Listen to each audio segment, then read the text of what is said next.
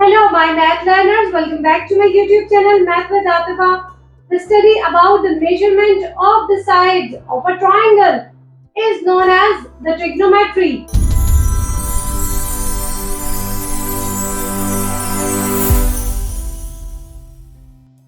I think जो हमारे mathematicians हैं उनको राइट एंगल ट्राइंगल बहुत पसंद थी। वैसे भी हम किसी भी ट्राइंगल को राइट एंगल ट्राइंगल में कन्वर्ट भी कर सकते हैं, इसलिए ज्यादातर काम उन्होंने राइट एंगल ट्राइंगल्स पे किए हैं। पहले पाइथागोरस ने किया, फिर द ट्रिग्नोमेट्रिक रेशियोज भी आपके पास राइट एंगल ट्राइंगल को ही लेकर है।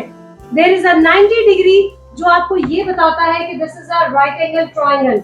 जो 90 डिग्री के ऑपोजिट साइड है that will be a hypotenuse.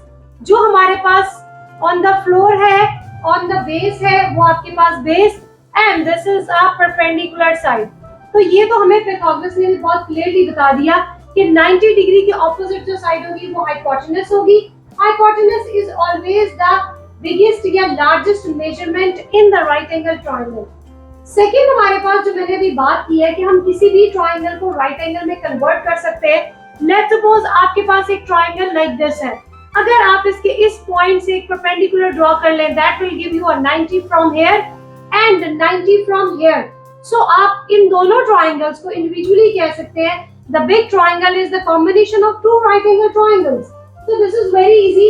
अगर आपको किसी भी क्वेश्चन में ट्रायंगल का सॉल्यूशन नहीं भी समझ में आ रहा तो आप एक परपेंडिकुलर ड्रॉ करके भी कर सकते हैं। बहुत सारे थ्योरम्स भी इसी के ऊपर हैं, इसी टॉपिक पे हैं। 9th 10th की बुक्स में आपको बहुत थ्योरम्स मिलेंगे कि अगर आपसे कुछ भी नहीं है लेट्स ड्रॉ दिस, तो आप उस परपेंडिकुलर को ड्रॉ करके राइट एंगल ट्रायंगल बना सकते हैं।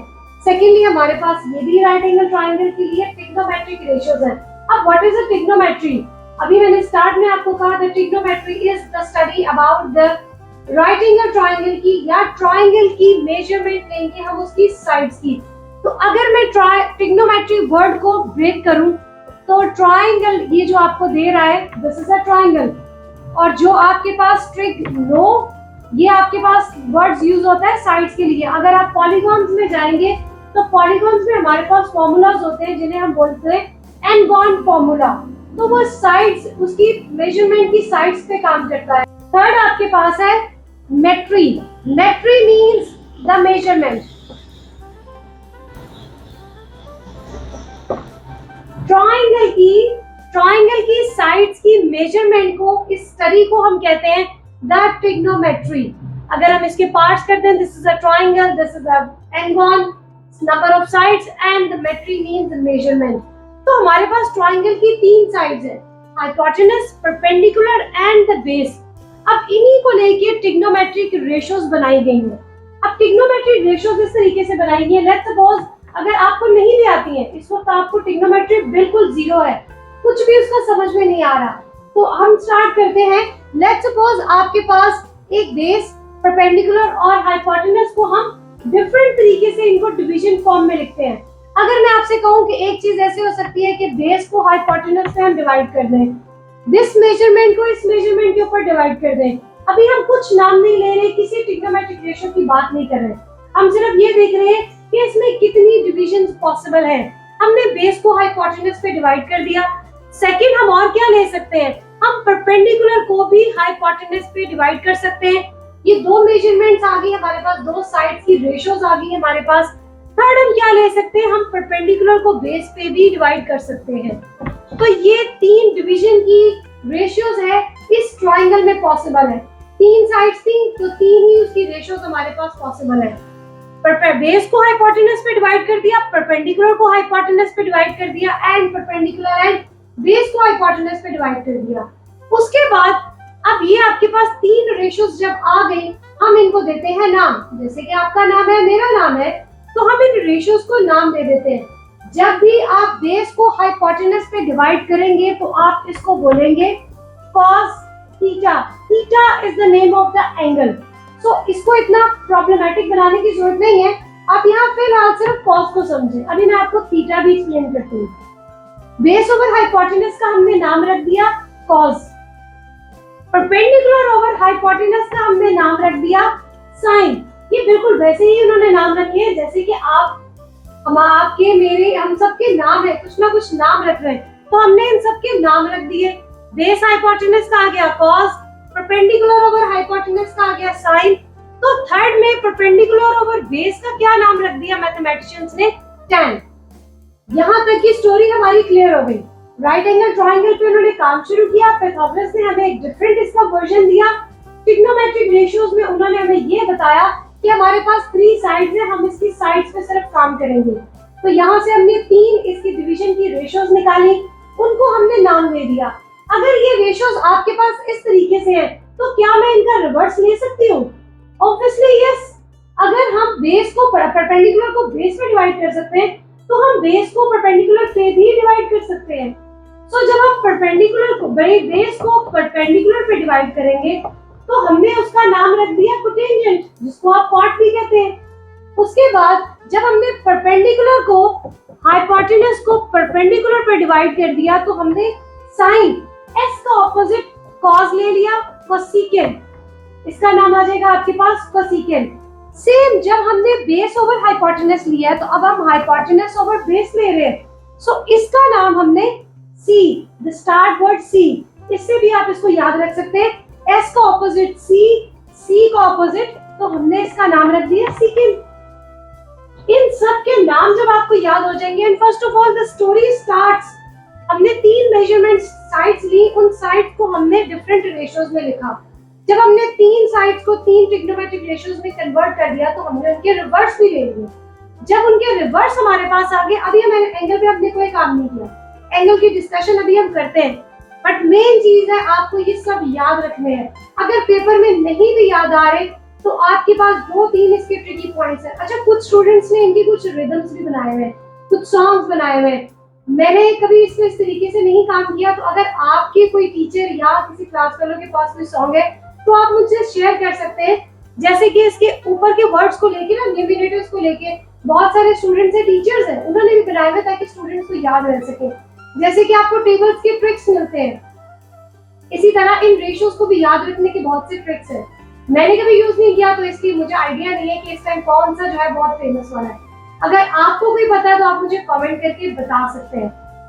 ये बात होगी हमारी सारी इन रेशियोज की। अब हम बात करते हैं इसके एंगल की। एंगल की डिस्कशन के लिए आपको सबसे पहले ये देखना है, जो क्वेश्चन आपके पास गिवन है वो कौन से एंगल की बात कर रहा है। लेट्स सपोज वो इस एंगल की बात कर रहे हैं, तो यहाँ पर लेट्स सपोज हमारे पास नाम है a, तो हम यहाँ पर लिखेंगे this is secant a, this is cos a, this is sin a, and then cosecant a and tangent a and cotangent a। हम बात कर रहे हैं अपने with respect to angle this one। हम इस एंगल की डिस्कशन नहीं कर रहे हैं, दिस इज ऑलरेडी 90 डिग्री, इसकी कोई डिस्कशन है ही नहीं है ना। ये तो स्टार्ट इसी बात से हो रहा है कि this is a right angle triangle, so we have to take the ratios.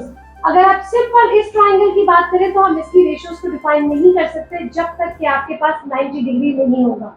Trigonometric ratios की एप्लीकेशन ही राइट एंगल ट्रायंगल की है, तो जब तक आप उसकी राइट एंगल नहीं बना लेंगे, आप उसकी ट्रिग्नोमेट्रिक रेशियोज को नहीं कंसीडर कर सकते, बिकॉज आपके पास श्योरिटी नहीं है which one is the hypotenuse, which one is the base and which one is the perpendicular. अब बात आती है इनकी।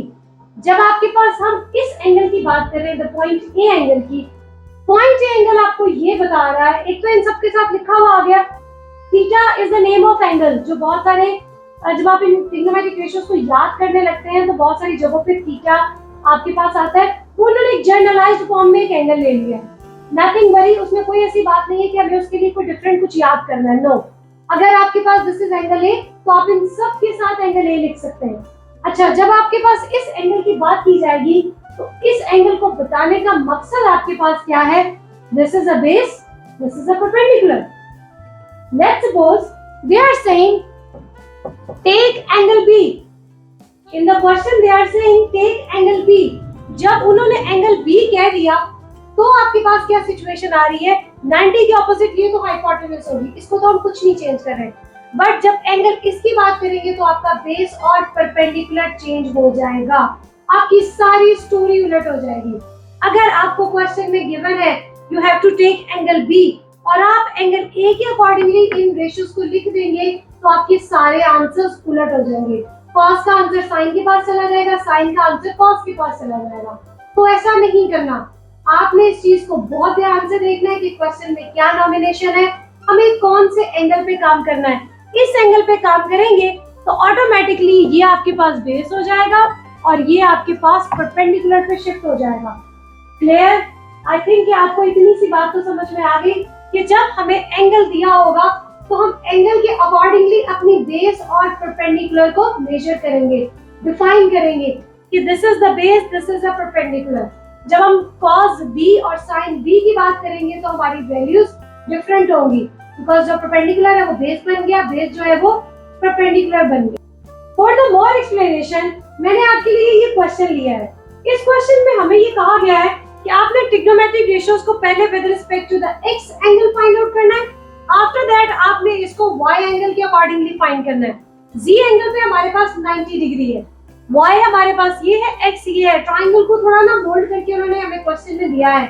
आप अपने पेपर को रोटेट करके बहुत इजीली सारी वैल्यूज को फाइंड आउट कर सकते हैं।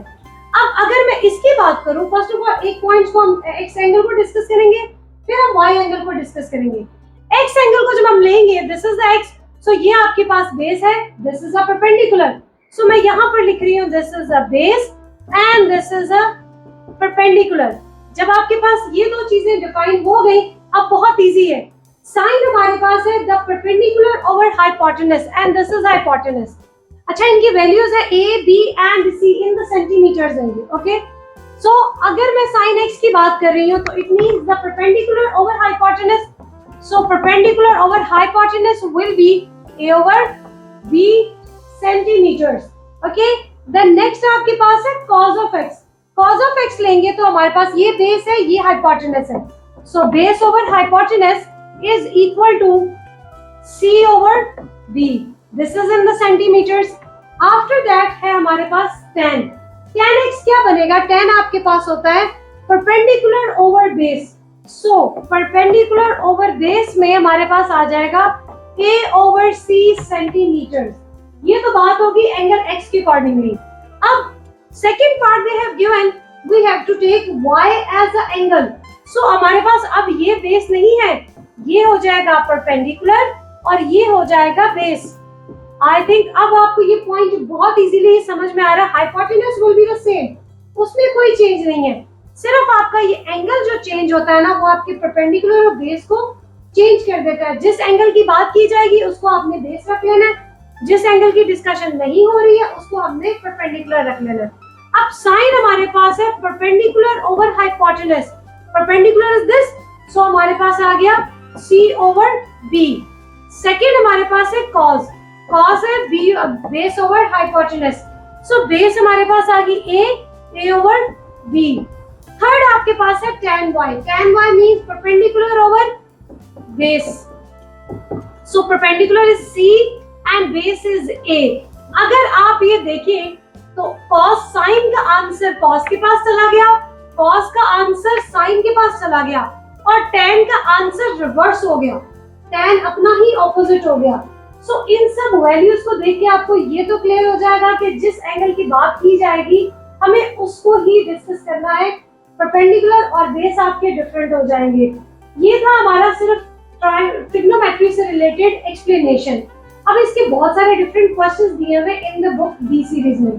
ऑब्वियसली मैं डी सीरीज को लेके चल रही हूँ तो डी सीरीज के क्वेश्चंस करेंगे, बट इन कॉन्सेप्ट्स को आप डिफरेंट और बुक्स पे भी अप्लाई कर सकते हैं। कॉन्सेप्ट सेम है, सिर्फ क्वेश्चंस में थोड़ा ऊपर नीचे करके आपके पास बुक्स की चेंज आ जाता है।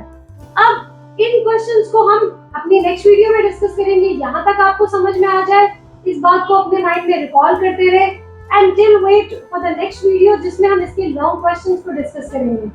Thank you.